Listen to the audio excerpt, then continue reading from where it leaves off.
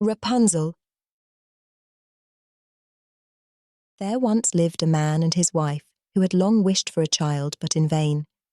Now there was at the back of their house a little window which overlooked a beautiful garden full of the finest vegetables and flowers.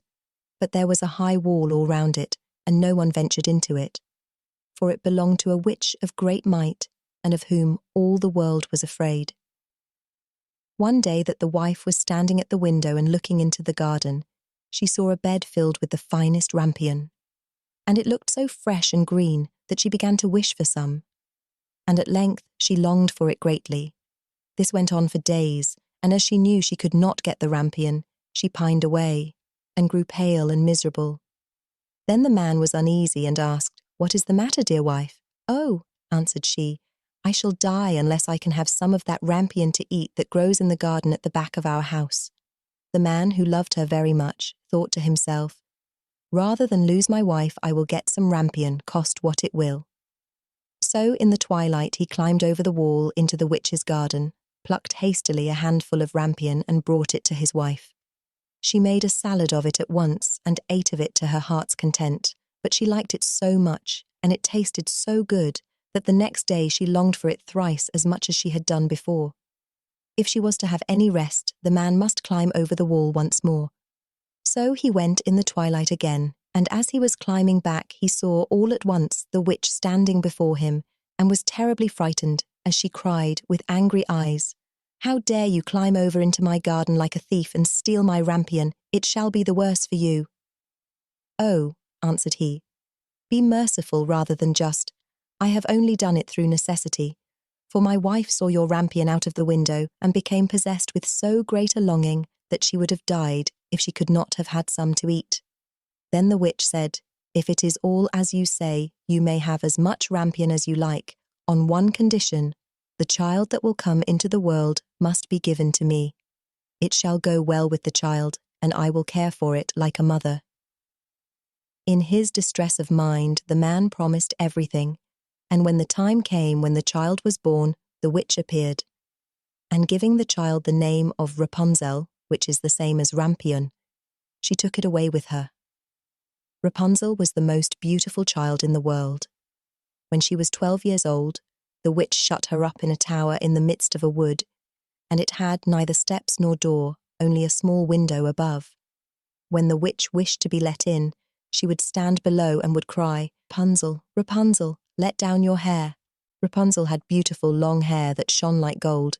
When she heard the voice of the witch, she would undo the fastening of the upper window, unbind the plaits of her hair, and let it down 20 ells below, and the witch would climb up by it. After they had lived thus a few years, it happened that as the king's son was riding through the wood, he came to the tower, and as he drew near, he heard a voice singing so sweetly that he stood still and listened. It was Rapunzel in her loneliness trying to pass away the time with sweet songs. The king's son wished to go into her and sought to find a door in the tower, but there was none. So he rode home, but the song had entered into his heart, and every day he went into the wood and listened to it. Once, as he was standing there under a tree, he saw the witch come up and listened while she called out, "Oh, Rapunzel, Rapunzel, let down your hair." Then he saw how Rapunzel let down her long tresses, and how the witch climbed up by it and went into her.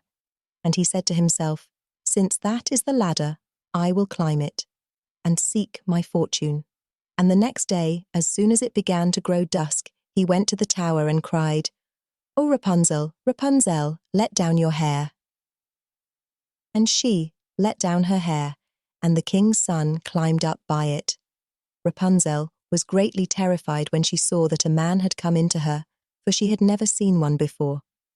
But the king's son began speaking so kindly to her, and told how her singing had entered into his heart, so that he could have no peace until he had seen her herself.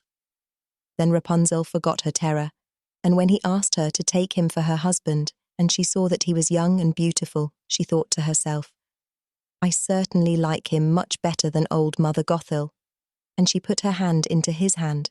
She said, "I would willingly go with thee, but I do not know how I shall get out. When thou comest, bring each time a silken rope, and I will make a ladder, and when it is quite ready, I will get down by it out of the tower, and thou shalt take me away on thy horse." They agreed that he should come to her every evening, as the old woman came in the daytime. So the witch knew nothing of all this until once Rapunzel said to her unwittingly, "Mother Gothel, how is it that you climb up here so slowly, and the king's son is with me in a moment?" "Oh, wicked child," cried the witch, "what is this I hear? I thought I had hidden thee from all the world, and thou hast betrayed me." In her anger she seized Rapunzel by her beautiful hair, struck her several times with her left hand, and then grasping a pair of shears in her right, snip, snap. The beautiful locks lay on the ground, and she was so hard-hearted that she took Rapunzel and put her in a waste and desert place, where she lived in great woe and misery. The same day on which she took Rapunzel away, she went back to the tower in the evening and made fast the severed locks of hair to the window hasp, and the king's son came and cried, "Rapunzel, Rapunzel, let down your hair." Then she let the hair down, and the king's son climbed up, but instead of his dearest Rapunzel, he found the witch looking at him with wicked glittering eyes. "Aha!" cried she, mocking him. "You came for your darling, but the sweet bird sits no longer in the nest and sings no more.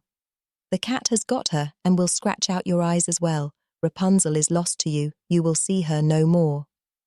The king's son was beside himself with grief, and in his agony he sprang from the tower. He escaped with life, but the thorns on which he fell put out his eyes. Then he wandered blind through the wood, eating nothing but roots and berries, and doing nothing but lament and weep for the loss of his dearest wife.